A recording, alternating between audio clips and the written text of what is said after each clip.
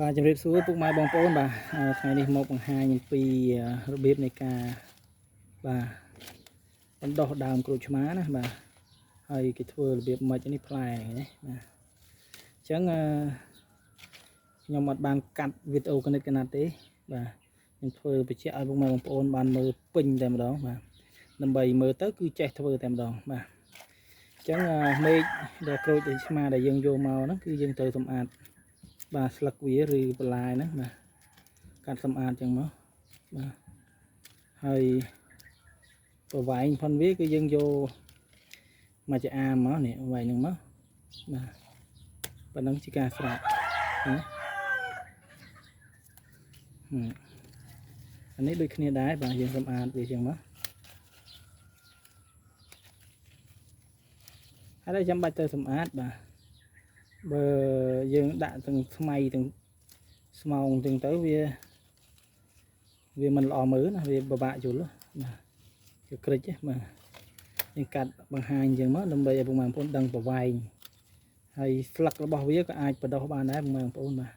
ប៉ុន្តែវិធីបណ្ដុះស្លឹកឲ្យចេញជាដើមហ្នឹងគឺគេមិនជ្រើសរើសយកមកធ្វើជាការបំបែកពូជទេបាទពីច្រើនគេយកដើមឬក៏ផ្សាំជាប់ដើមតែម្ដងអាហ្នឹងវាលឿនចឹងណាបាទហើយសួរថាគ្រាន់តែដោតដីដុះដែរបាទគឺគ្រាន់តែដោតដីដុះប៉ុន្តែការថែនិងការទុកដាក់គឺចាំបាច់បំផុតបា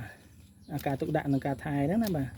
បើយើងអត់ចេះថែចេះកន្លែងទុកដាក់ទេគឺវាអត់ដុះទេហើយវិធីបណ្ដុះដោយប្រើដើមនេះខ្ញុំបានបណ្ដុះជាច្រើនដងហើយតែពុកម៉ែបងប្អូននៅតែសំណុំពរឲ្យធ្វើកុំឲ្យកាត់វីដេអូណាបាទអញ្ចឹងខ្ញុំបានធ្វើម្ដងទៀតដើម្បីឲ្យពុកម៉ែបងប្អូនបានមើលពេញបាទឲ្យមើលពេញហ្នឹងទៅដើម្បី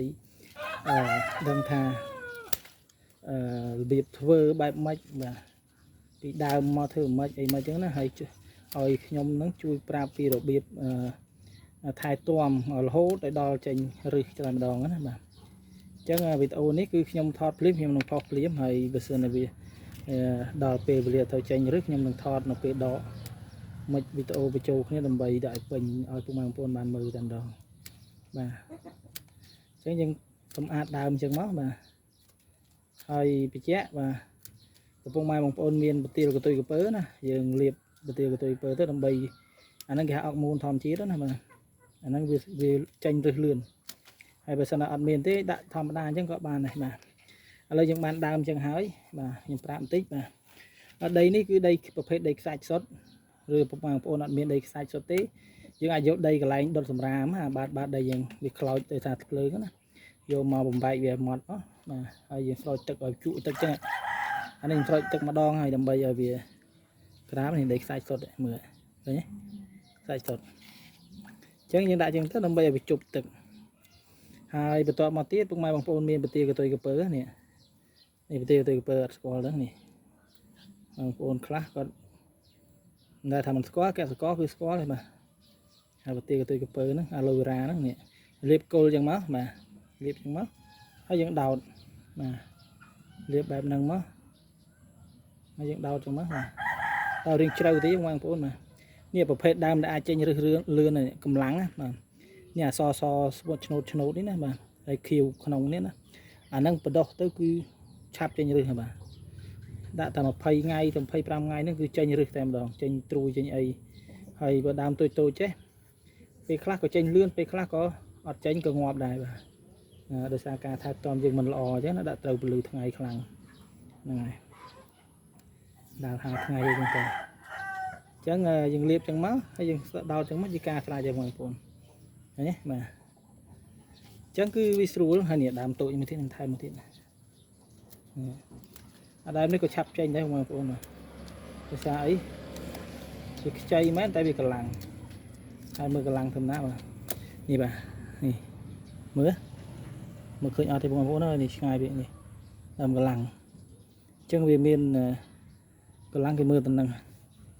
វាខៀវល្ងឹតអញ្ចឹងហើយរៀងចាស់បន្តិចណាដាក់ទៅឆាប់ចេញដើមទូចបាទហើយដុះ 100% មកហើយវិធីនេះគឺស្រួលបងប្អូនបាទវាងាយស្រួលបដោះណាបាទហើយយើងស្រោចទឹកពីលើបន្តិចមកបានជាការស្រេចបាទប៉ុណ្ណឹងមកបងប្អូនត្រូវយកទៅដាក់នៅកន្លែងបាទម្លប់អញ្ចឹងណាប បាទបងប្អូនណាលុបអញ្ចឹងហើយមានពន្លឺចូលបាទមានពន្លឺភ្លឺអញ្ចឹងប៉ុន្តែអត់ដល់ត្រូវថ្ងៃណាបងប្អូនបាទដាក់អញ្ចឹងហើយយើងស្រោចទឹកជារៀងរាល់ថ្ងៃបាទស្រោចទឹកជារៀងរាល់ថ្ងៃមិនថាព្រឹកមិនថាល្ងាចទេយើងស្រោចអញ្ចឹងទៅបាទតែរាល់ថ្ងៃហ្នឹងគឺយើងស្រោចតែមួយអាទិត្យដំបូងណាបាទមួយអាទិត្យដំបូងមួយសប្តាហ៍ដំបូងគឺយើងស្រោចព្រឹកស្រោចល្ងាចបាទស្រោចអស់ស្រោចអញ្ចឹងទៅហើយរយៈពេលមួយសប្តាហ៍ក្រោយពេលរយៈពេលមួយអាទិត្យហ្នឹងណាគឺយើងស្រោចតែព្រឹកក៏បានល្ងាចក៏បានតែម្ដងឯងក្រោយមួយអាទិត្យទៀតបាទក្រោយមួយអាទិត្យទៀតអញ្ចឹងបាន2សប្តាហ៍ណាបាទអញ្ចឹងអាចថា14ថ្ងៃក្រោយ14ថ្ងៃហ្នឹង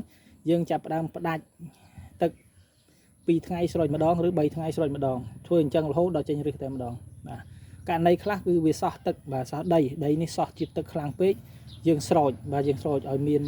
សំណើមណាហើយជប់ទឹកទៅហើយយើងផ្ដាច់មួយថ្ងៃ2ថ្ងៃមូលហេតុអីបាទកាលណាបងប្អូនវាចេញឫសហើយបងប្អូនស្រោចព្រឹកស្រោចល្ងាចវាទៅជាជាំទឹកវាលួយឫសវិញទេបាទវាងាប់វិញទេកាលណាទៅវាចេញឫសណាបាទហើយបងប្អូនស្រោចជោគជាំពេកវារលួយឫសវិញទេបាទហ្នឹងហើយចឹងមូលហេតុដែលកុំឲ្យជាំទឹកនេះបាទខ្ញុំដាក់ដីខ្សាច់ហ្នឹងឯងបាទដើម្បីកុំឲ្យវាសោះទឹកល្អវាចេញឫសលឿនបាទហើយដុះឫសល្អបងប្អូនណាដីខ្សាច់គាត់តែយើងអាសាស្រោចទឹកបន្តិចបាទចឹងវីដេអូនេះគឺសង្ឃឹមថាបងប្អូនអាចអនុវត្តទៅបានហើយនឹងមិនខមមិនសួរទៀតទេតាក់ទងជាមួយនឹងការកាត់មែកក្រូចឆ្មាយកមកបណ្ដោះនេះបាទហើយចំពោះដើមផ្សេងដូចជាតបែកស្វាយឬក៏ប្រភេទដើមផ្សេងកាត់ឫសបណ្ដោះបែបនេះគឺពុំងាយរស់ទេអានេះសម្រាប់តែក្រូចឆ្មាតែមួយមុខគត់ដែលខ្ញុំមានបទពិសោធន៍ឆ្អិននឹងវាណាបាទហើយខ្ញុំបានពិសោធន៍ជាមួយនឹងដើមតបែកដើមអីដែរប៉ុន្តែរយៈ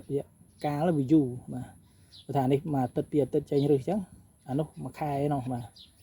អញ្ចឹងគឺវាបាក់អញ្ចឹងឯងបាទយល់ល្អបងប្អូនចង់បែកពូជទៅផ្សាំមានវីដេអូផ្សាំច្រើនណាបាទអត់ចំណាយលុយទេមានកំប៉ុងកែវជ័រកែវទឹកអំពៅអីហ្នឹងយកមកដាក់ផ្សាំបានដោយប្រើតែដីឯងបាទមិនបាច់ចាំយកសកៃដូងទេតែមានសកៃដូងគឺល្អបំផុតព្រោះអានោះជប់ទឹកបាទចឹងអរគុណជម្រាបលាបាទជួបគ្នាវីដេអូក្រោយ